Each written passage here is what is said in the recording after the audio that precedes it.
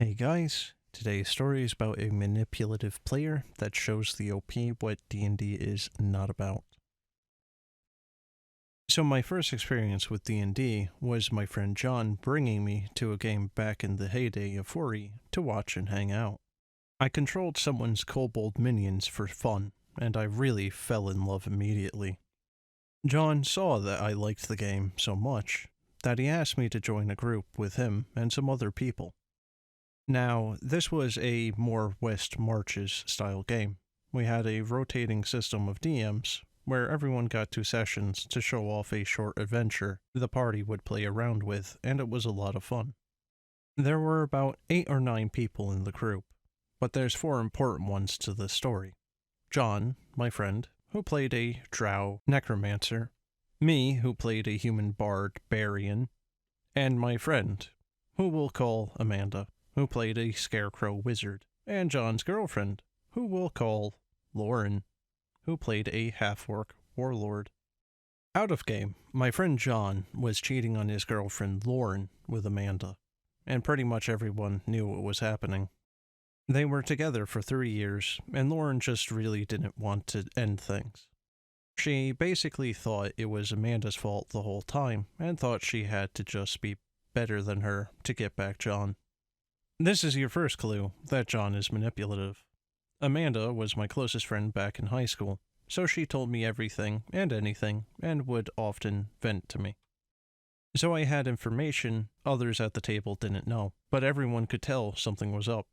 This resulted in a pretty tense table, but it got way worse. My character's whole shtick was that he was a coward and had no spine, but he was a bard who would often sing about valor and glory, and wanted to live by what he preached and stand up for those in need. He became religious, following the god of courage Pelor, and he eventually became a courageous champion of Pelor. It was a very satisfying arc to follow for my character, but part of that was me growing a spine in real life and standing up to my friends for their crappy actions. You see, John decided he wanted a shared backstory with someone, and instead of choosing his current girlfriend, he chose my friend and his mistress Amanda. John decided he was going to be a necromancer, so she should do something in line with that. She ultimately decided she wanted to play a scarecrow wizard, who learned wizardry from her summoner. John pounced on this opportunity and said that he could be her summoner, and she agreed happily. Keep in mind, we were starting at first level, and it makes no sense that he'd have the power to summon a construct like that and teach them how to be a wizard. But we were all beginners at D&D and didn't really know better. And it was honestly a fun concept, but the problem was that John treated Amanda's character like a pet. When finding a suitable race for the Scarecrow, they found a construct race. I can't remember if it was a homebrew, where they weren't able to speak. That's right. They had no vocal cords or anything, so they were incapable of speech and had to use sign language. This would be kind of fun and interesting at some tables, but John made sure no one knew about this before they were at the table, as they made sure the only language she knew was Drow sign language. A language only he would have thought to have learned. Whenever there was a situation where we needed the opinions of the table, John would speak for Amanda, being a translator of what she was saying. But out of character, we all saw that what she was saying was being mistranslated, or in worse cases, he would straight up lie to us about what she was saying. This resulted in John claiming that he would hold on to Amanda's gold. And in character, Amanda is basically the property of John, so it made sense to let it slide. Anytime loot was distributed, Amanda got absolutely nothing, and John got to hold on to her stuff. Double the loot for John, and no loot for Amanda. I didn't really have a spine back then, out of game, but I knew this was wrong. But I wanted to solve the situation in character because I figured I could say, "It's just a game, and it's what my character would do." which was echoing something I had heard John say plenty of times. I thought at the time that that was how the game was meant to be played. So I started doing something with my character and taking him in a new direction. My character had a crush on Amanda's.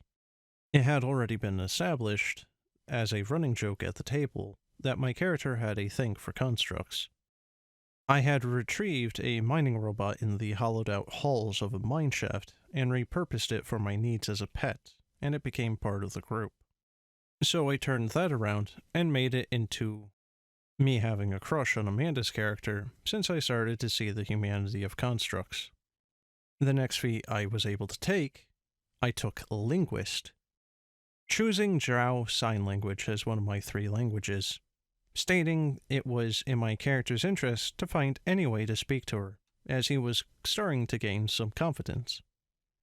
I had even roleplayed and asked John's character how he was communicating with Amanda, and he explained, thinking it was very clever.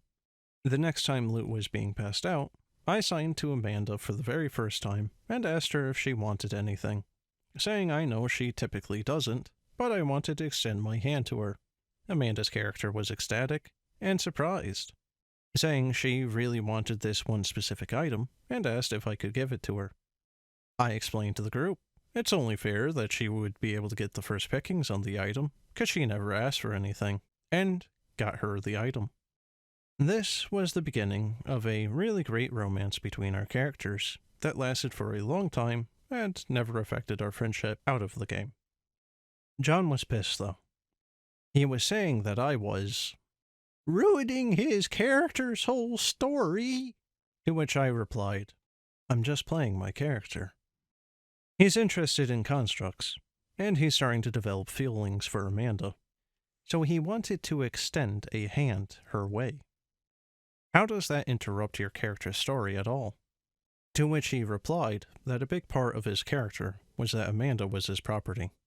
Now, I've been playing D&D, now getting close to a decade, and I know now that this isn't allowed at any table. But at the time, I didn't really know this wasn't normal, because it was my first game. John wound up disbanding the game after my character and Amanda wound up asking each other out. He did so by refusing to show up and getting his friends to do so as well, and manipulating Amanda into not going back. He probably, in retrospect, thought I was flirting with a girl he was seeing behind his girlfriend's back, and felt he wasn't in control of anything, which he desperately needed to be in control of everything. Amanda and I are still really great friends, and I haven't spoke to John in maybe about 6 years after he and Amanda broke up. Yes, they still dated after that, and he asked me to choose between him and Amanda, which I chose Amanda because she didn't ask me to choose between them, and I told him to take a hike. I still play D&D to this day, and now I go to school for game design because I want to work for the D&D team one day. I am grateful to John for showing me the game in the first place, and for showing me what D&D should not be. Well, guys, I don't really know what much to say on this beyond John seems like a real quality individual and player. So, thanks for watching and have a good one.